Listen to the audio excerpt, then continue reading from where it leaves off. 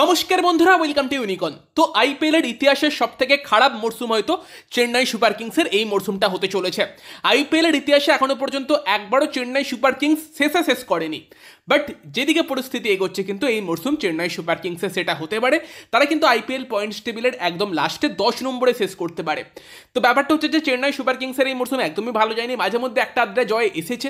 Last ম্যাচটা তারা কেকেআরকে হারিয়েছিল, জিতেছিল, যদিও সেটাও কেকেআরের জেতা ম্যাচ ছিল, কেকেআরকে যেটা নিজেদের ভুলে হেরেছে। তবে আবারও কিন্তু রাজস্থান রয়্যালস এবং চেন্নাই সুপার কিংসের আজকের ম্যাচ, যে ম্যাচটা হয়তো এটা ডিসাইড করতো যে কোন দলটা লাস্টে শেষ করবে, সেই ম্যাচে একটা বড় হারের সম্মুখীন কিন্তু চেন্নাই হলো। 17 বল বাকি থাকতে 6 উইকেট হাতে নিয়ে কিন্তু রাজস্থান রয়্যালস রান তুলে চেন্নাইকে হারালো। ফলে রাজস্থানের নেট রান রেটটা ইম্প্রুভ হলো এবং চেন্নাইয়ের নেট রান রেটটা আরও খারাপ হলো। রাজস্থানের খেলা শেষ, তারা 8 পয়েন্টে শেষ করলো।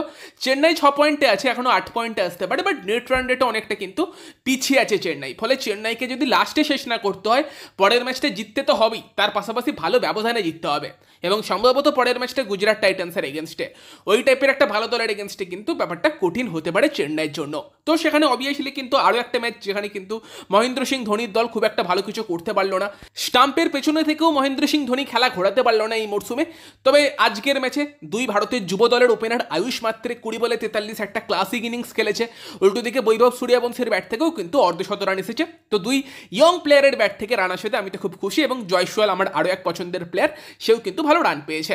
এবং সেই জায়গাতে চেন্নাই সুপার কিংসের হয়ে ডুয়েল ব্রেভিস আবার একটা ভালো ইনিংস খেলেছে। পরের দিকে ধোনি এসে কিছুটা কিন্তু ইনিংস স্লো করে দেয়, উইকেটও পড়ে গিয়েছিল। সেখানে কিন্তু ধোনি আরেকটু হয়তো ফাস্ট খেললে 200 হতে পারতো।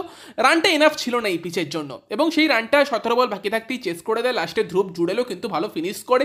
অনেকদিন ধরেই ধ্রুব জুড়েল এবং সিমরন হেটমেয়ার ম্যাচ ফিনিশ করতে পারছিল না, আজকে কাজটা সহজ ছিল কিছুটা এবং তারা ফাইনালি ম্যাচটা ফিনিশ করে।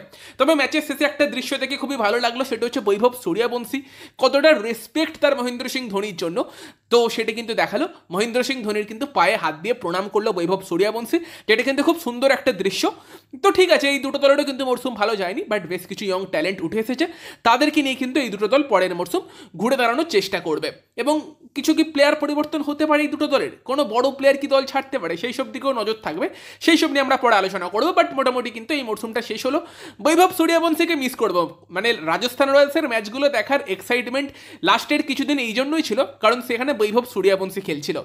হ্যাঁ, সঙ্গে অবশ্যই যশস্বী জয়সওয়াল, যার খেলাও আমার ভীষণ ভালো লাগে। তো তাদের দুজনের ওপেনিং কম্বিনেশনটা আমি পার্সোনালি ভীষণ এনজয় করছিলাম, একদম ফিয়ারলেস ব্যাটিং।